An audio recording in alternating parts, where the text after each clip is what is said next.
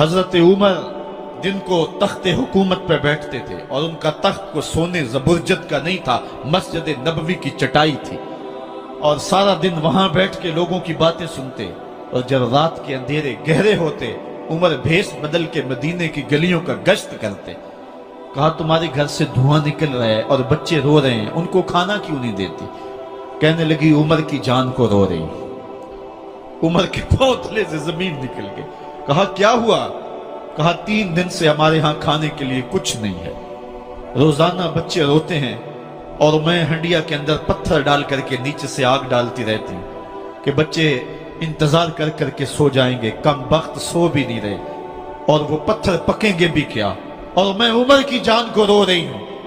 حضرت عمر کا کلیجہ دہلنے لگا، فوراً پلٹے، واپس بیت المال میں آئے، گھی کا ایک کنستر لیا، آٹے کی بوری لی، مرچ مسالہ جات بہت کچھ اٹھایا، اپنے کندھے پہ رکھا، بوری اپنی کمر پہ لا دی۔ عمر بیت المال سے نکلے تو آپ کے خادم اسلم نے دیکھ لیا، آگے بڑھا، کہا میرے آقا میں اٹھاتا ہوں۔ عمر کی آنکھوں میں آنسو ہے۔ کہا اسلم قیامت کے دن میرا بوجھ اٹھا لو گے؟ کہا قیامت کے دن تو اپنا اپنا بوجھ اٹھانا پڑے گا۔ کہا عمر کو آج اپنا ہی اٹھانے دو۔ حضرت عمر وہ گھی کا کنستر اور وہ آٹے کی بوری سر پہ اٹھائے ہیں اور اس خاتون کے گھر جاتے ہیں اور دستک دیتے ہیں۔ وہ جب دیکھتی ہے اس کی جان میں جان آ جاتی ہے۔ کہا جلدی جلدی آٹا گوندو، اور عمر سبزی کاٹنے لگ جاتے ہیں۔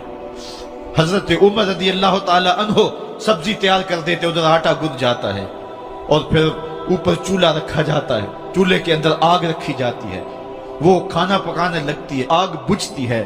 تاریخ نے لکھا ہے آگ بجھنے لگتی ہے، عمر جھک کر کے پھونکے مارتا ہے، عمر جھک جھک کے پھونکے مارتا ہے۔ کھانا پک گیا اور بچوں کے سامنے کھانا رکھ دیا، بچے کھا رہے ہیں۔ اب بچے رو رو کے نڈال ہو چکے تھے۔ حضرت عمر اپنے ہاتھوں کو اور اپنے گھٹنوں کو اور اپنے پاؤں کو زمین پہ لگا کے، جس طرح بکری کا بچہ چلتا ہے، ویڑے کے اندر کبھی ادھر چلتے ہیں کبھی ادھر چلتے ہیں، تاکہ بچے مجھے دیکھ کے خوش ہوں اور دل میں کہتے عمر جتنا رلایا ہے اب اتنا ہنسانا بھی پڑے گا۔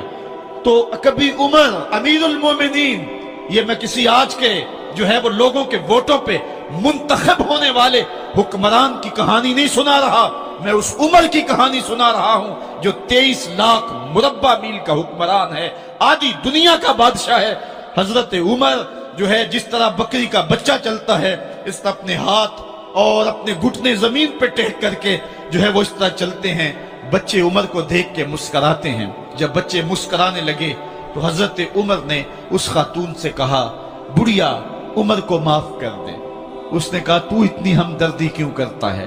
کہا عمر بیچارہ بڑا پھنسا ہوا ہے، فکر ہے اس کو یرموک و فسطاط و حلوان کی، جب فتح ہے مصر تو تیاری ہے ایران کی، آتے جاتے وفد سے ملاقات بھی کرتا ہوگا اور شب کو معلوم حالات بھی کرتا ہوگا، کانٹوں میں الجھی ہوئی بیچارے کی جان ہے، نیند اس کو بھی آتی ہے، آخر وہ انسان ہے، میری بہن عمر کو معاف کر دے۔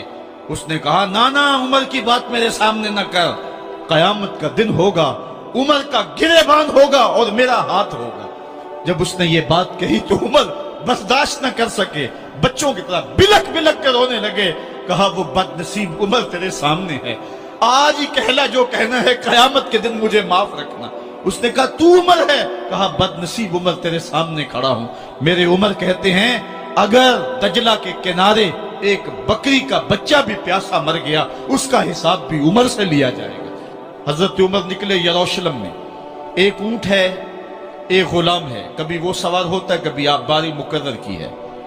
جب قریب پہنچے یروشلم کے تو عمر کی باری نکیل پکڑنے کی اور غلام کی باری اوپر سوار ہونے کی آ گئی۔ غلام نے کہا آقا میں مرضی سے اپنی باری چھوڑتا ہوں، آپ آ جائیں، دشمنوں کے مفتوحہ علاقے میں آ رہے ہیں، تازہ تازہ علاقہ فتح ہوا ہے، اسلام کی شان و شوکت ظاہر ہو۔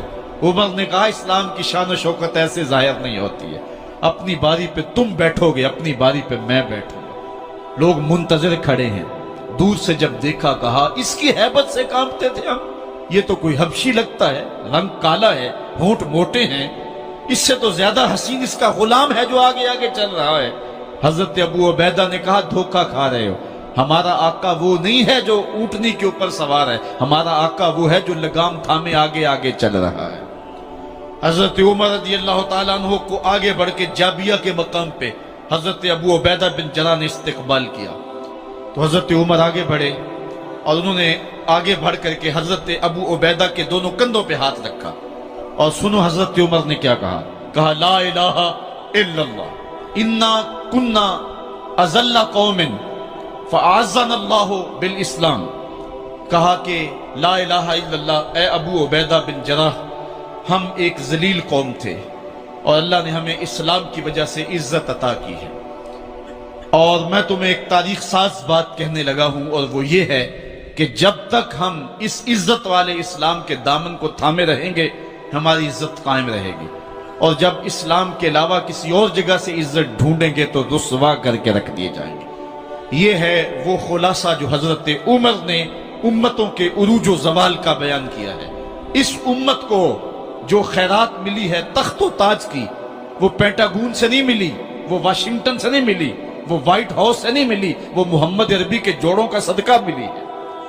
اس لیے جب ہم نے اسلام سے انحراف کیا، پاکستان حاصل کیا گیا تھا، پاکستان کا مطلب کیا؟ لا الہ الا اللہ۔ ہم نے اس نعرے کو چھوڑ دیا ہوا ہے، ہم نے انحراف کر دیا ہے۔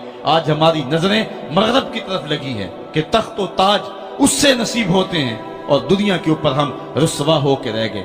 ہماری پستی، ہماری زبوحالی، ہماری ذلت کا سبب یہ ہے کہ جس جگہ سے ہمیں عزت ملی تھی ہم نے وہ مرکز ہی چھوڑ دیا ہے۔ اس مرکز حیات کو، اس مرکز زندگی کو، اس مرکز عزت کو ہم نے چھوڑ دیا ہے، اور دنیا کے اوپر ہم رسوا ہو رہے ہیں۔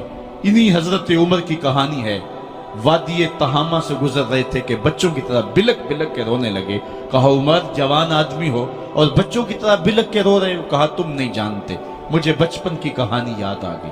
کہا کیا کہانی ہے؟ کہا یہی عرض تہامہ تھی، میرے باپ خطاب نے مجھے 5 اونٹ دیے تھے، کہا انہیں لائن میں کھڑا کرو سیدھا۔ میں آگے والا سیدھا کرتا تھا، پیچھے والا ٹیڑھا ہو جاتا، پیچھے والا سیدھا کرتا، آگے والا ٹیڑھا ہو جاتا۔ میرے باپ خطاب نے مجھے بڑا مارا۔